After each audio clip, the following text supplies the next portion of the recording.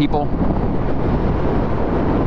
I'm Code Gray. If this is your first time here, welcome to the channel. If it's not, welcome back. Today I want to talk about something that you'll probably hear many times the more you get into motorcycling. And that is, that bike's boring, or that brand is boring. Well, I gotta tell you, I don't think there is such a thing. We're gonna find out why. As we enter the highway here, hopefully you can hear what I'm saying. Quite a bit more wind noise.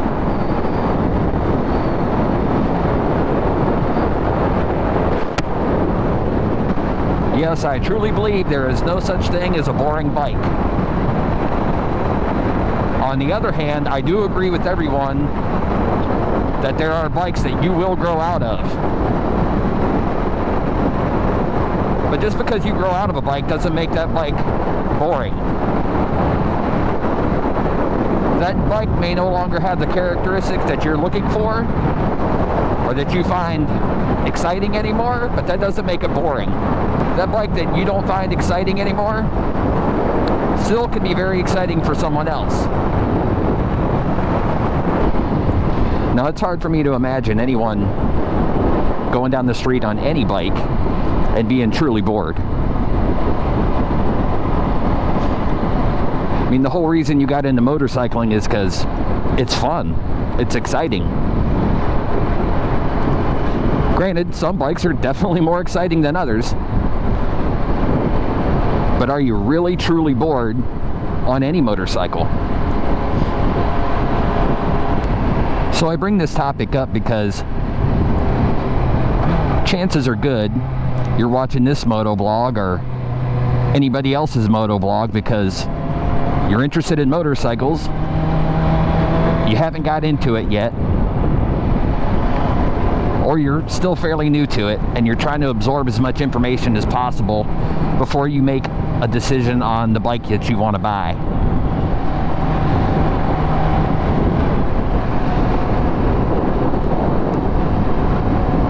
And I think as a motovlogger, it's important to be unbiased on the information that you give out to the people who are trying to get into riding, right? Because if that's the point of your channel, is to bring in more riders, then I think you need to be a little bit more mature about the type of information that you give out. You may need to stifle your opinion a little bit, because what you say could actually deter someone from getting the bike that they really desire. So I'm here to tell you that if you see a bike that you like, it doesn't matter what company makes it, what style of bike it is either. It doesn't matter if it's sport bike or cruiser or dual sport. If that bike does it for you, if that bike floats your boat, or whatever colorful phrase you want to come up with, if that one does it for you, then that's the bike you need to buy. Now, don't get me wrong, I'm not telling you if you're a brand new rider, go out and get a leader bike, because there is responsibility involved. If you see a bike that you want to buy, get that bike. Don't go online and let somebody tell you that this bike is boring or this brand is boring, or if that bike does it for you, go get that bike. If it's going to get you into riding, then that's the bike you need. Another problem when you get online and you start telling people that their bike sucks or their bike is boring, and it is a bike that they are currently having a blast on, to that person you just look like a fool, or you look like you don't know what you're talking about. And you know they're wondering, what kind of adrenaline shot does this guy need to have any kind of fun?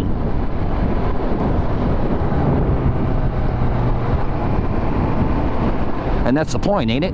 Is to have fun, to share the fun, to get other people on the road on bikes so they can share in the fun. Bad mouthing their bike, you're ruining it for them. Yeah, I can hear the comments now, though. Those people say, but Code, the reason we say that bike or that brand sucks or is boring is because it has no character. Well, that's another problem you're going to find across the motorcycle scene or the motovlogging scene, is how people define character. Unfortunately, most of the people will define the flaws of their motorcycle as character. Now, if you relate that over to a person, what do you get? What kind of character does that person have? Well, if the person is constantly unreliable, frustrates you every time you get near him,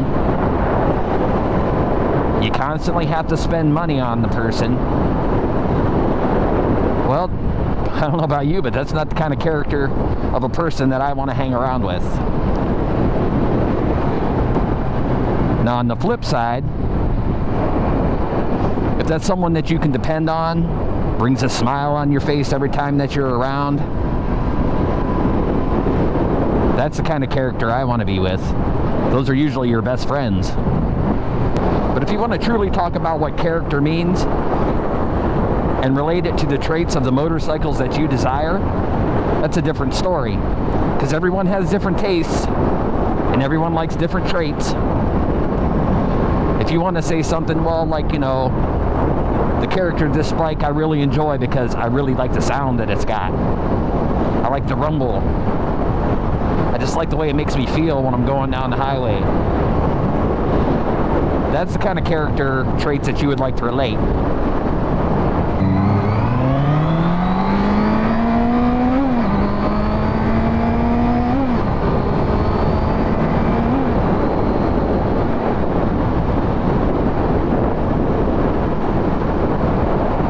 Plus, I find that whole concept weird, that you're just going to go online and be like, hey man, I know you're looking into buying this bike, but I got to tell you, it's always going to start for you, you know. You're not going to have too many problems with it, and you know, down the road, I got to tell you, you probably won't spend much money in repairs either. So I know that sounds like fun, but I got to tell you, man, that's just boring. Don't buy that bike. All I'm trying to say is that there are a lot of motorcycles to choose from, and you shouldn't let someone on the internet talk you out of the one that you're interested in.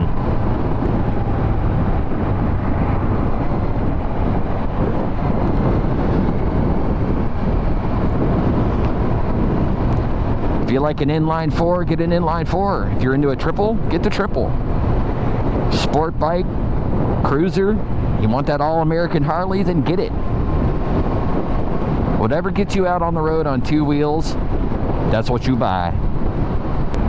Well, that's my 2 cents worth on the subject of boring motorcycles. If you enjoyed this video, give me a like, subscribe, hit that notification bell. I'm Code Gray. See you next time.